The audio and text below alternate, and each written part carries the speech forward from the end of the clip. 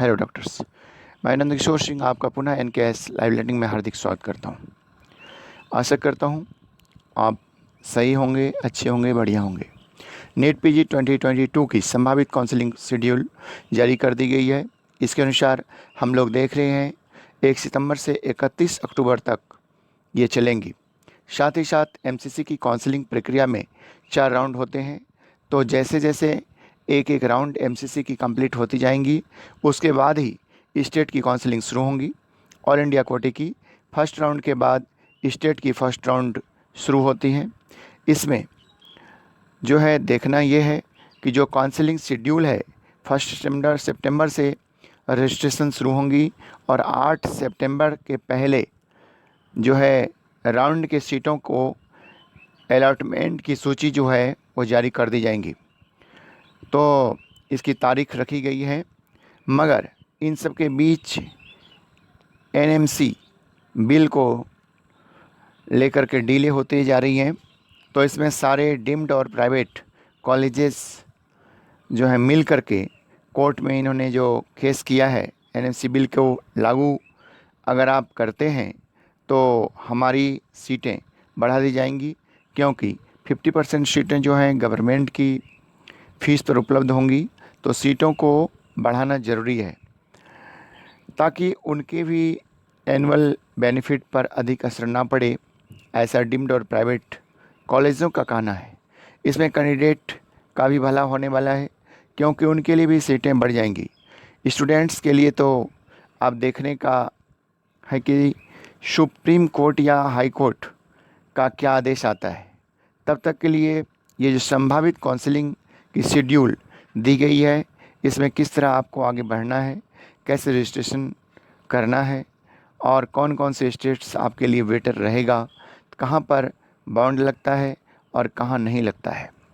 तो अगर आप लो स्कोरर हैं तो आप कैसे आगे बढ़ेंगे, और अगर आप हाई स्कोरर हैं तो कैसे आगे बढ़ेंगे।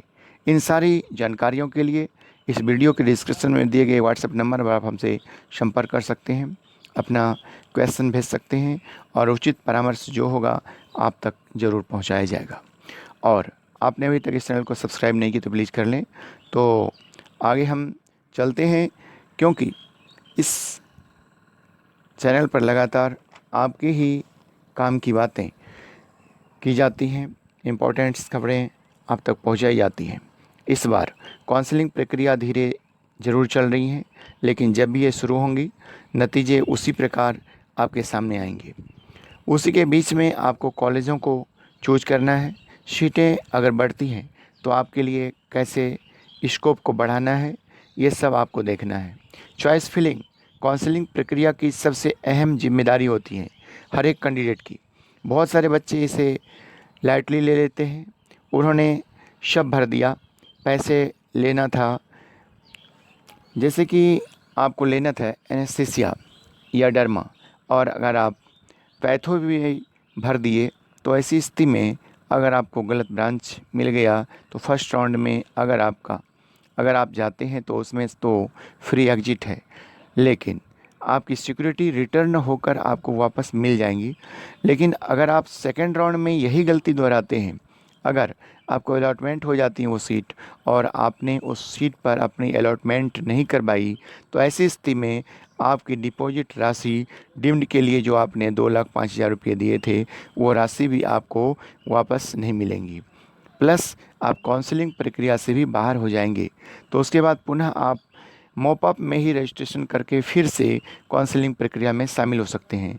तो इस बार जो है इस बात का विशेष ख्याल रखना है आपको कि जिन सीटों को आपने जो है आपको आवश्यकता है जिन सीटों की, उन्हें ही आप चॉइस फिलिंग में भूल से भी नहीं भरेंगे जो आपको नहीं चाहिए।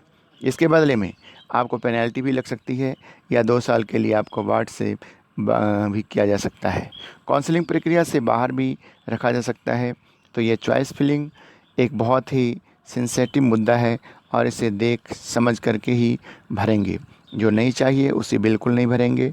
हर सीट हर किसी के लिए अहम रखती हैं। तो हो सकता है आपने जो सीट भरा है आपको नहीं चाहिए था, वो किसी न किसी की उम्मीद लगाए हुए हैं उस पर, तो साथ ही अपने आप अपने समय पर भी ध्यान देंगे और पैसे का भी महत्व को समझेंगे, तो कैसे आपको आगे बढ़ना है और किन किन बातों का ध्यान रखना है, तो इन सब बातों के लिए आप हमारे साथ बने रहें। और चलते चलते फिर मैं आपसे रिक्वेस्ट करूँगा, यदि आपने इस चैनल को सब्सक्राइब नहीं किया तो प्लीज़ कर लें। तब तक के लिए वंदे